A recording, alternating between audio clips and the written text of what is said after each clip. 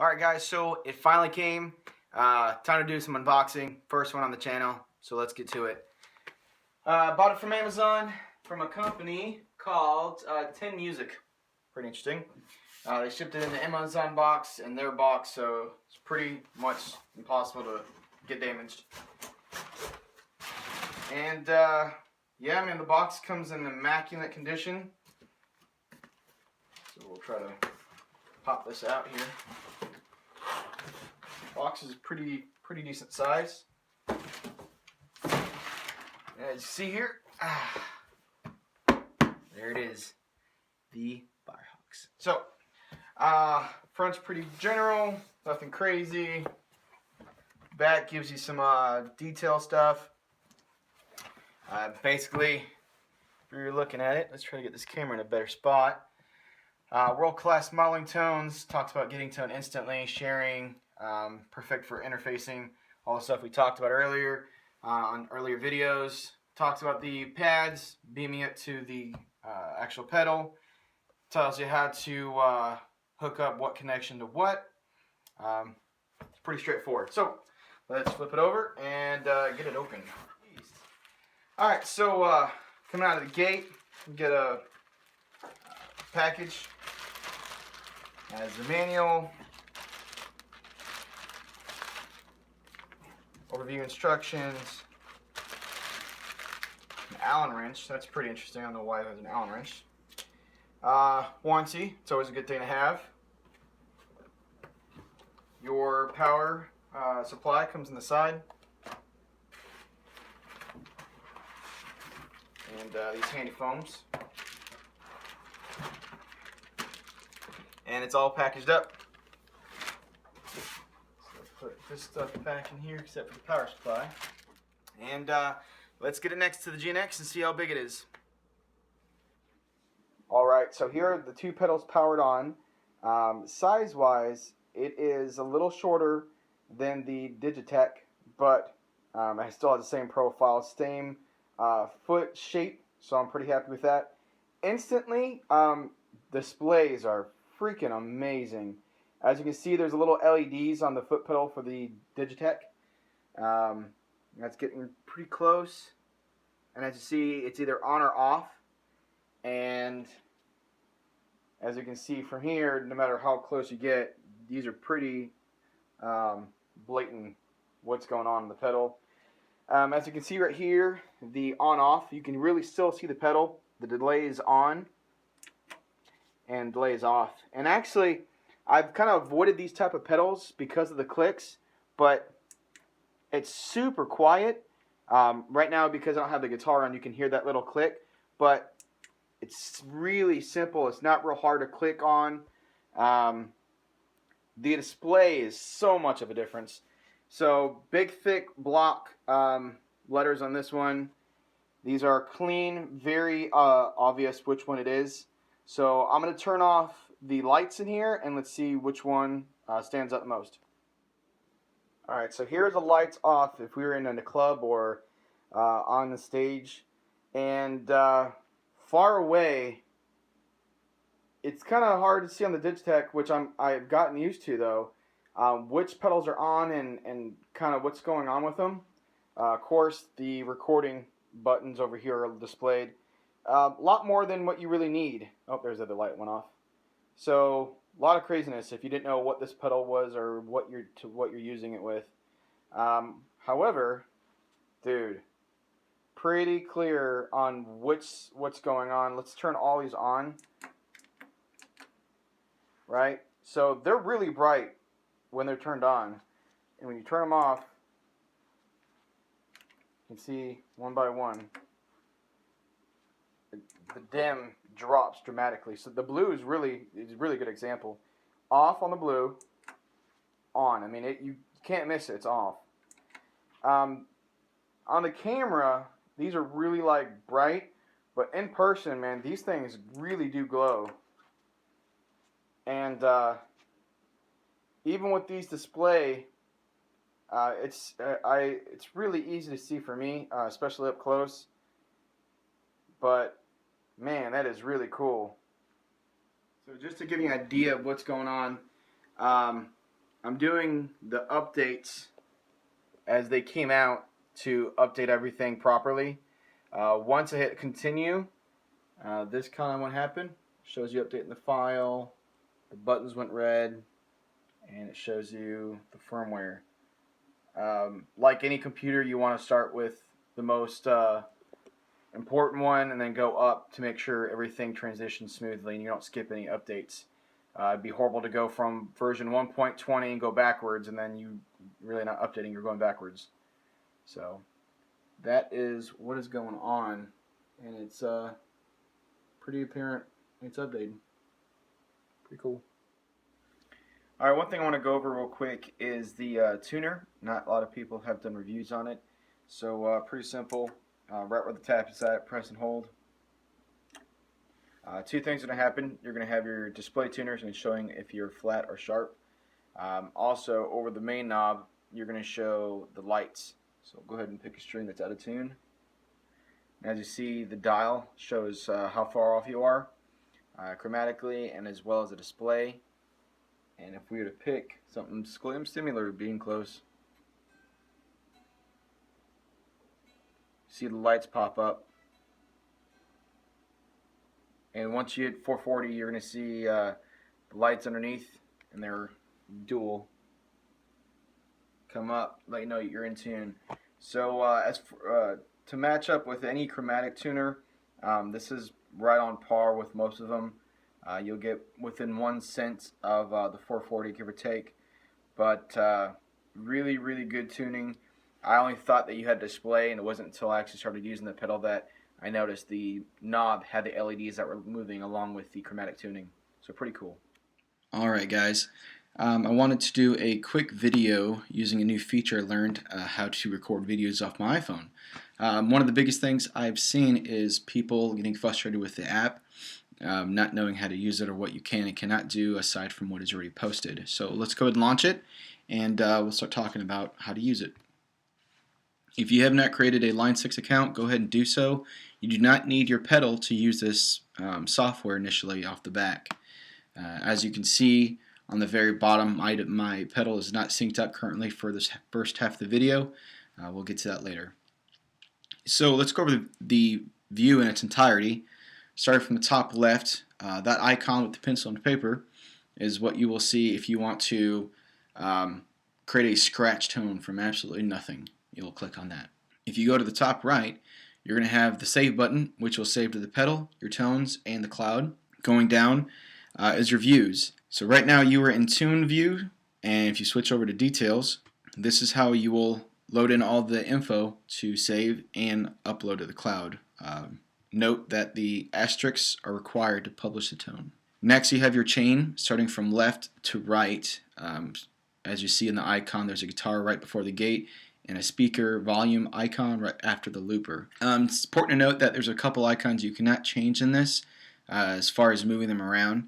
Starting with gate and the wah, those will be stationary. Once you have a Variax guitar hooked into the pedal, the icon will show up and you'll be able to control that as well. The stop is movable, just like most Apple icons. If you press and hold, you see all the arrows pop up immediately. That is where I am able to move a setting. Alright, the amp, compressor, and EQ will not be moved unless you have something before or after it. It'll be pushed or back into a chain. The volume will be stationary, as well as effects loop, reverb, and looper. Going down, once you are in a view, let's switch over to delay. Alright, it's going to pop up as if you were looking at the pedal. And what you're seeing is the delay itself. So if you click on the actual delay, the word, you have all the different types. If you go back one archive file, you have all the different types of stomp pedals. Okay. On the far right of that title is an on-off switch. And as you see, when you turn it off, the delay itself dims. Turn it on, it pops up again. Alright, this is where you will edit your actual stomp pedal. Moving down to the bottom of the screen, you're going to have edit, tone, music, and settings. So let's go over those. Right now you're in edit mode, which will be noticeable because it is lit up. If you switch to tones, you're going to notice 4 tabs in the top right, or on the top middle rather. You have tones, my favorite, cloud, and FireHawk. FireHawk is grayed out because it is not synced up. So starting with the left, this is all of your general tabs that you will find that you can save any setting you want to mess with currently and do not want to publish it up to the cloud or on your pedal. You just want to keep it handy. Favorites, if you've linked any tones as your favorite, you can find them here. If you switch to cloud, this is where you will do most of your tone searching to find a certain song. You can do a band, a name, a song, anything really. We're going to look at Metallica. And it's that easy. So it pulls up a list of everyone's tones that they have published, and as well as any star likings that people have kind of added on, saying, yeah, this is a pretty good tone, or that's not, pretty close. All you gotta do is, once you touch it, it'll automatically open up to the tone, and you're free to manipulate it any which way you want. And if you like what you're going with the tone, you can go ahead and save it. So you're going to top right, and this is what you'll see. Save to my tones. You can save to my tones as, change the name if you don't like what it's titled as, publish to the cloud, or you can tweet or Facebook the tone itself. Pretty cool. Going back to tones, once you have your FireHawk hooked up, instead of going through all of the banks and trying to find the tone that you were working with maybe a day or two ago, it'll list every bank and every patch so you can quickly access it without wasting your time clicking through everything. Going over music, this will work off of your iTunes library. And what it does is, let's say you want to play a song and tone match to something that is pretty close. So we'll do Asking Alexandria. We're going to go ahead and hit play. And what it's going to do, it's going to play the song and also search for the tone at the same time. And as you see below the time signature, you're going to see the half speed, so you can actually slow it down and practice while you're hearing the song going through your pedal. So pretty cool. And these are pretty close, and they're not exact depending on who's loading what tones, but it'll get you in the ballpark. If you go to settings, general setting info, if you want to do tap tempo light on, all that stuff is on there. Now if we turn on our FireHawk, which I'll do right now, you're going to get synced up with your remote. If you have not already paired your device, please pair your device first before you try to link up the two items together. And right now I'm going to go ahead and turn on the Bluetooth on my pedal, and I'm going to launch my Bluetooth. Alright, so we are getting synced up with the pedal itself. And as you see, it just takes a couple seconds to link up. Once it does, you're going to notice a couple changes in your guitar chain. You're going to see numbers above the icons. That will designate which pedals are controlling what functions. On the bottom, 2 new buttons pop up, levels and tuner. You click on level, and in real time, this will adjust your guitar as well as your overall output from the pedal itself. If you select tuner, will automatically engage the tuner on the pedal, and this will show the string and as well as a chromatic tuning of each string in the system. And also, it's important to note that if you're looking at your board, the large dial will also show a chromatic tuning as well. So let's go back to edit tones. One thing that I had questions on was, in some videos, they did not show how the numbers pop up. So once you have a pedal hooked up to a remote, you're going to see the foot combo switches pop up as well as the numbers, and you're able to turn those on and off and move them around. So let's make the stomp pedal up here go to number 4. So we're going to assign that to number 4. Click on delay, move this up, assign that to number 2. And if you wanted to switch number 3, if you want to switch number 3 to a delay, all right, we're going to go ahead and switch number 3 to another delay. We'll do a sweep echo, assign that to number 3. And it's just that simple of running through all the tones. So we're going to go ahead and go to one setting that I have configured already. Like I said, you're going to see all the settings that you have in the pedal. One thing I do want to note is certain banks have scene settings already programmed into it. For example, in 21 right here, you're going to have indie, clean, rhythm, lead, and solo. So keep that in mind. You can do scene settings in this. You will need to time it somewhat decently, nothing horribly, but there is about a second or two latency in switching scenes, especially from clean to distortion. Alright, so we'll go ahead and reset my settings I added in here.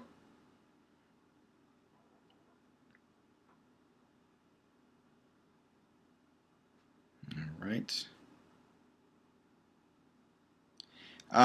So here's what I had to learn about the pedal, and it takes a little bit of experimentation to figure out what sounds better before what in the channel. What I have set up is the compressor drive, modulation, delay, and reverb on the bottom, as you can see. A couple factors that play in this. The stop pedal, you do not want to max out the gain. Usually I found the drive over the gain evens out a really good tone. If you try to drive with too much gain, it really muddies up the channel. The amp, as far as what I have here, is pretty significant, and a little bit of changes makes a big difference. What I really did notice is when you adjust the hum sag and the bias and bias excursion, the amp really molds together phenomenally. So definitely try to mess with those. You don't want to get too much of a sag, especially in distortion. Kind of simulates an overpowered ovulation sound into the speaker, so I like to bring that back a little bit. The compressor, I don't like to add any more than 3 decibels into the channel, especially when you're going on and off of the stop box. I think it adds too much. If you're trying to go with like a Christian worship service, definitely would back off on the compressor and use the threshold to kind of hold things together. The EQ is the glue of everything, especially if you're going to use it in the chain. If you're not, then you don't need to worry about it. You really need to focus on your amp. However, if you are using the amp and the EQ, you really need to focus on balancing the two out. What I have learned from watching other videos is you want to set all of these settings, the shelf and the frequency lines, immediately in the middle, and kind of move. What I did first was I started from the bottom and started moving out my frequency first on all of the channels. So shelf high frequency first, I'd go with mid, and then I'd go with low mid as well as the low shelf. And then once I got those sounding pretty decent, I would start tweaking the gain on each of those channels. And off of what I heard from that, I would maybe adjust a couple more settings. I'd go back to my amp and try to tweak what I'm trying to emulate, either off an album or over my own personal preference. Especially pay attention to the presence. That is a huge factor in getting a really good sustained tone. If you don't believe me, when you start playing, pull that presence all the way down and then move it back up, and you'll hear it usually adds like a sparkle tone to it. I know most times when people are playing on JMC heads, the presence usually like 2 or 3. Really tweak with this one. This one is a make or break on some sounds. Also, if you go to the cab, definitely play with your reflections and play with your mic. You might not necessarily have to change an EQ setting or amp. You might just have to change a mic, which you can do with adjusting it back and forth. and I found that is a huge change. Of course, if you don't like the tabs, go ahead and you can change to whichever selection you want to go ahead and do. And this is the same for the amp. You change the head and change the type of the head. Moving on to volume. This is going off your volume pedal. So if you don't want to go completely crazy or completely low, you can adjust those settings here. Effects loop.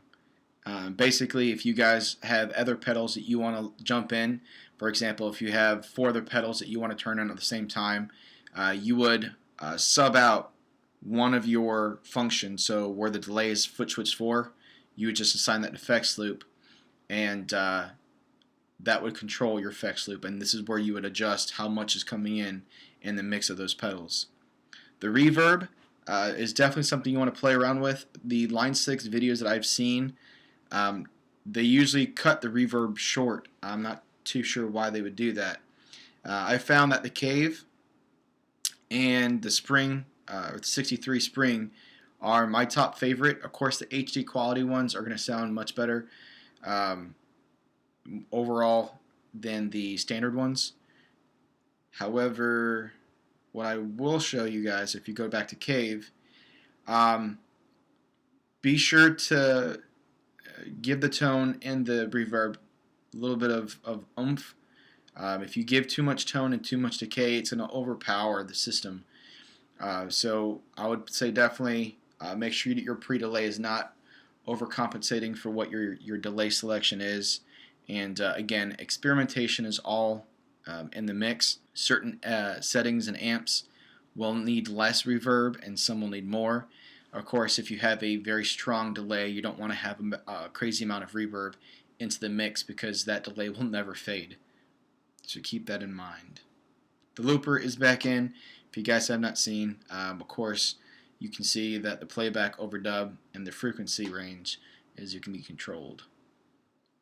So one more important factor to key on in that most people are getting upset about, as you can see in the Pod 500 and in this version of the FireHawk, there's only one chain, not 2 channels.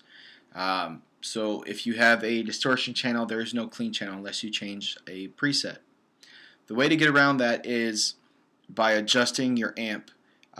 These have a valve-like tendency, so where if you back off the volume, if you have your distortion and your presets set correctly, it will clean up the channel. So a way to get around that is adjusting your EQ to have a medium type of a range.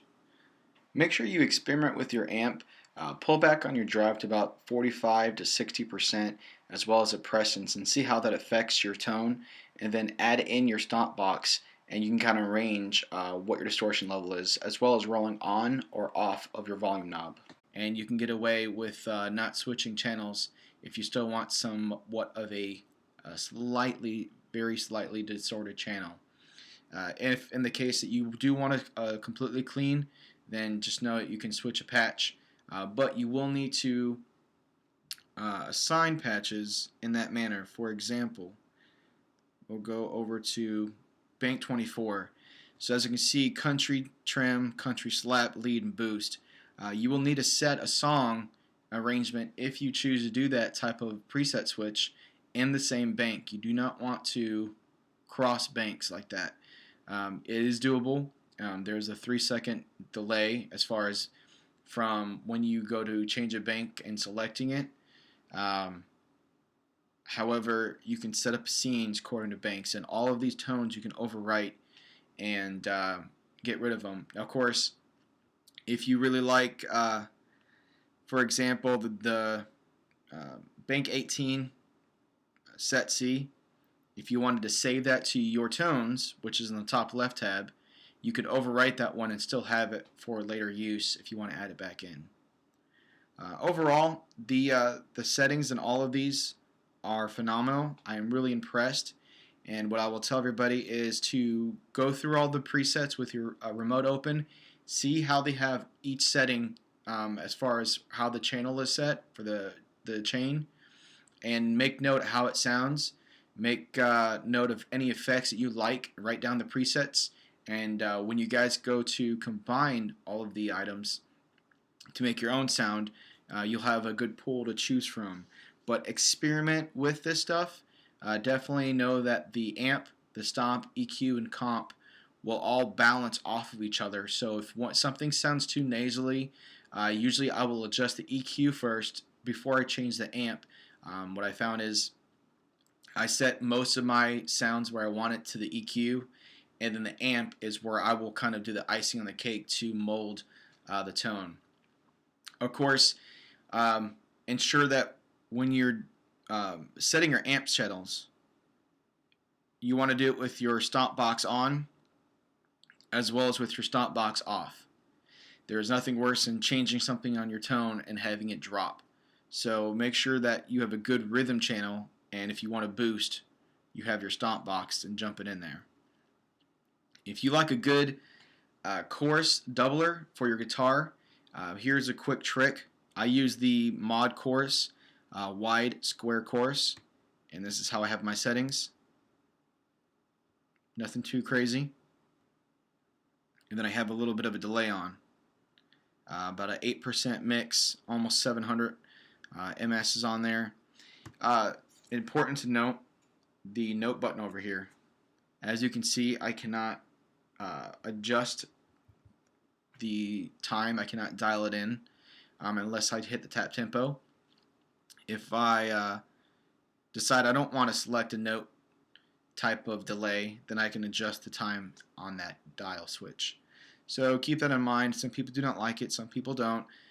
If you have a click track, you can usually dial in the click track rather quickly. Of course, with every effect, you can select the foot switch to do all of the type of mixing, or you cannot select it to do the mixing for you. Also, in each effects, there is a bass and treble.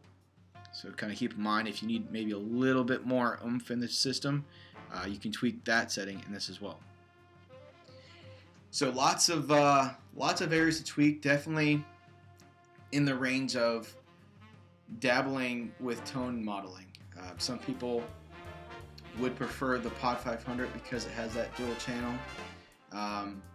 If you primarily change from presets in between songs, that's more than enough time to change your presets. If you're going from distortion to all the way clean, you might have to adjust what's going on in your effects loop or in your amp channel. But overall, I'm super happy with this system. I've shown you everything off of my phone without kind of bending over for the last few minutes, showing you guys how to work it.